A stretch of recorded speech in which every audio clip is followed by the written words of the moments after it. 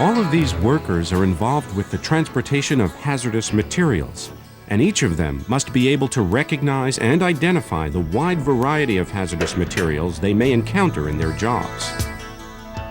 What are hazardous materials? Hazardous materials are substances or materials that can burn, explode, react violently, or cause injury or harm to people, property, or the environment when transported in commerce. The U.S. Department of Transportation, DOT, is responsible for developing, issuing, and enforcing the hazardous materials regulations. These regulations govern the transportation of hazardous materials in interstate, intrastate, and foreign commerce. DOT's primary safety goal is to reduce the risks posed by the transportation of hazardous materials. The Hazardous Materials Regulations codified in Title 49 of the Federal Regulations, 49 CFR Parts 171 through 180, set forth standards applicable to hazardous materials, including classification, packaging, hazard communication, emergency response information, training of hazmat employees, transportation, and incident reporting. DOT regulations require each hazmat employer to ensure that each of its employees who perform work functions covered by the HMR receive training, including retraining. Hazmat training must include general awareness, familiarization, function-specific, including driver training for each hazmat employee who will operate a motor vehicle, and safety training. This training video provides general awareness, familiarization training, as well as guidance in recognizing and identifying hazardous materials. We will discuss the following topics: hazard classification, packagings, markings, labels and placards, shipping papers, loading, unloading, and securement of shipments, emergency response information, and incident reporting requirements. DOT regulations define 9 hazard classes of materials which are capable of posing an unreasonable risk to health, safety, and property when transported in commerce. Each hazardous material is assigned to one or more of these classes. Class 1, explosives. Explosives include chemical devices, compounds, and mixtures that function by explosion, that is, an extremely rapid release of gas and heat. Explosives include products such as model rocket engines, fireworks, small arms ammunition, and dynamite. Class 2, gases. Class 2 is broken down into 3 divisions. Division 2.1 is flammable gas, such as acetylene. Division 2.2 is non-flammable compressed gas, such as nitrogen. Division 2.3 is poisonous gas, such as chlorine. Class 3, flammable and combustible liquids. Class 3 materials and their vapors are highly flammable. Gasoline, some paints, and lighter fluid are familiar examples of this hazard class. Class 4 is divided into 3 divisions. Division 4.1, flammable solids such as matches. Division 4.2, spontaneously combustible materials such as phosphorus. Division 4.3, dangerous when wet materials such as sodium. Class 5 is divided into Division 5.1 oxidizers and Division 5.2 organic peroxides. Products in Division 5.1 oxidizers, such as hydrogen peroxide, generally yield oxygen readily and cause or contribute to the combustion of other materials. Products in Division 5.2 organic peroxide include materials such as benzyl peroxide, which may be thermally unstable compounds. Under certain conditions, an organic peroxide can begin to chemically decompose by itself, producing heat or combustion. Class 6 is divided into Division 6.1, poisonous or toxic materials, and Division 6.2, infectious substances. Poisons such as sodium cyanide and parathion may cause injuries, even death, if swallowed, inhaled, or absorbed through the skin. Infectious substances include microorganisms such as hepatitis and tuberculosis, and regulated medical waste that may cause disease in humans or animals. Class 7, radioactive material. Radioactive materials emit ionizing radiation that may be harmful to humans or animals and can affect photographic and X-ray film. Class 8, corrosives. Corrosive materials cause damage when they come into contact with living tissue, aluminum, or steel. The acid in a car battery is an example of a Class 8 material. Class 9, miscellaneous hazardous materials. These are any materials that may pose a risk to health, safety, and property, and which are not covered in other hazard classes. Class 9 includes environmentally hazardous substances, hazardous wastes, and marine pollutants. Familiar examples of Class 9 materials are dry ice and asbestos. In addition to these 9 hazard classes, DOT defines other regulated materials, or ORMs. ORM-D materials present a limited hazard during transportation due to their form, quantity, and packaging. Consumer commodities fall into this category. Hazardous materials must be properly packaged, marked, and if required, labeled and placarded. Packing groups must be considered in selecting the proper packaging for hazardous materials. The packing group indicates the relative degree of danger of the material. Packing Group 1 represents great danger, Packing Group 2, medium danger, and Packing Group 3, minor danger. Packing groups are not assigned to Class 2, Class 7, or ORM materials. Examples of non-bulk packagings include fiberboard boxes, drums, and cylinders. Examples of bulk packagings include rail cars and cargo tanks. Packaging manufacturers must ensure that each packaging complies with the hazardous materials regulations.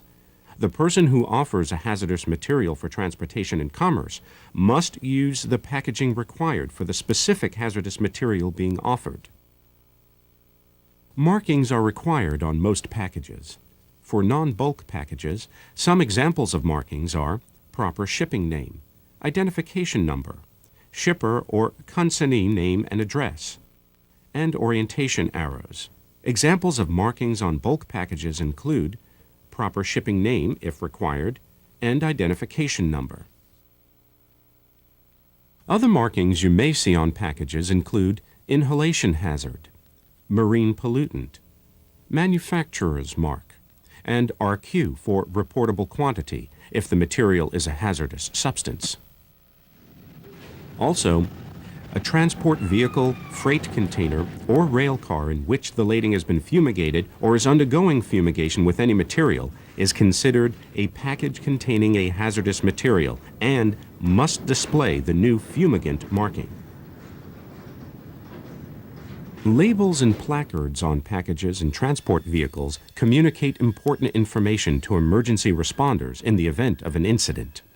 Generally, non-bulk packages display hazard labels, while transport vehicles display hazard placards. Labels are diamond-shaped and are approximately 4 inches on each side. Placards are essentially a larger version of the label and are approximately 11 inches on each side. Some materials have more than one hazard and may require a separate label for each hazard. Likewise, a few products may require more than one placard. Labels and placards convey information about the hazardous material in several ways: by color, with symbols, with text, and with hazard class number or division number. Additionally, placards may display the ID number of the material. You may also see an international placard which displays neither text nor the ID number. With certain exceptions, placards must be displayed on all 4 sides of freight containers, rail cars, transport vehicles, or portable tanks, and must not be faded, damaged, or blocked from view. Poison placards, poison 6. The shipper must offer the carrier the required placards for the material being offered for transportation, unless the proper placards have already been affixed to the transport vehicle. In some cases, the shipper must affix the placards. Most hazardous materials must be described on a shipping paper.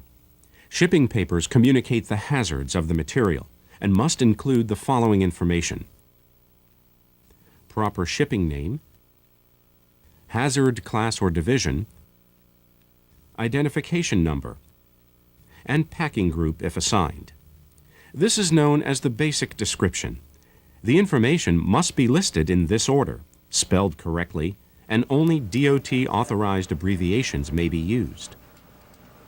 An emergency response telephone number must be noted on the shipping paper.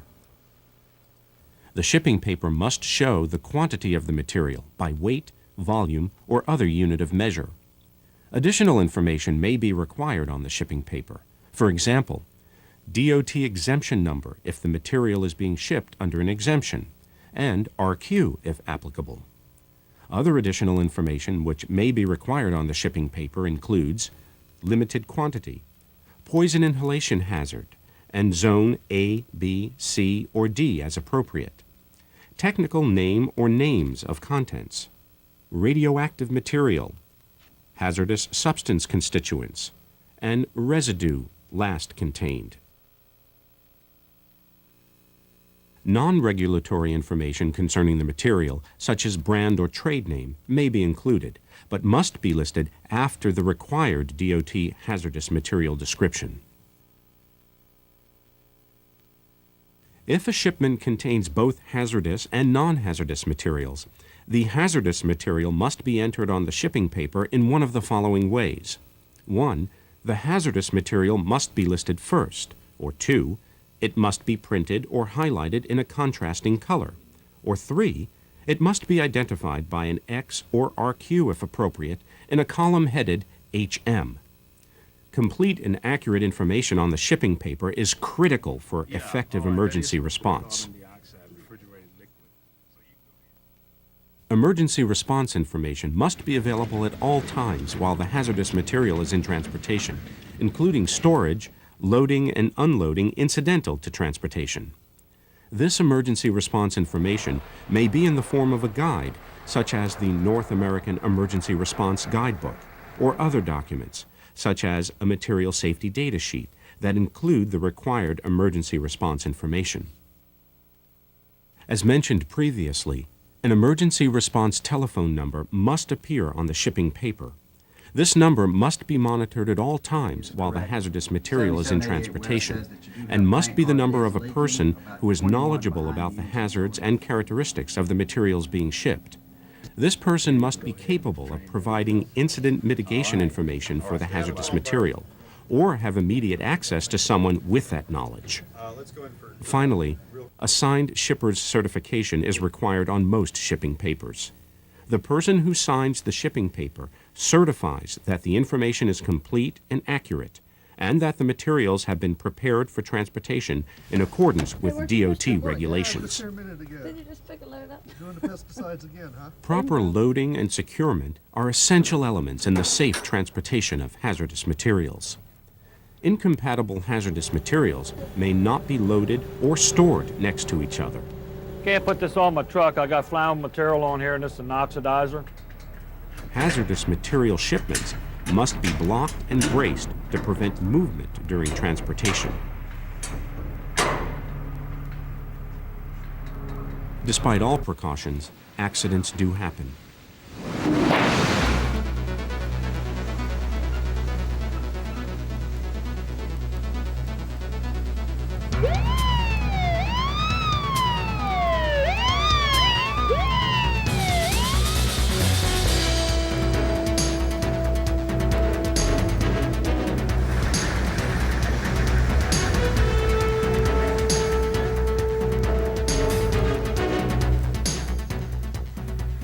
Hazmat incidents and accidents that result in any of the following require verbal notification to the Department of Transportation as soon as possible. Death or injury requiring hospitalization. Damage greater than $50,000. An evacuation of the general public that lasts an hour or more. Shutdown of a major facility or transportation artery for an hour or more. Or change in the operational flight pattern or routine of an aircraft. Report these incidents and accidents to the National Response Center at 1-800-424-2633. 8802 and follow up with a written report within 30 days. A written report is also required for any incident involving the release of a hazardous material, regardless of the seriousness of the incident. This video is not all-inclusive. We have not discussed exceptions for materials of trade, agricultural operations, limited quantities, other regulated materials, consumer commodities, material-specific and operational-specific requirements. Remember, you must also complete function-specific training and safety training, as well as driver training if you will be operating a motor vehicle transporting hazardous materials.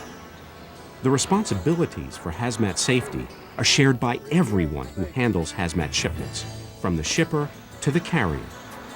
Training is the best means of preventing hazardous materials incidents, and hazmat safety begins with you.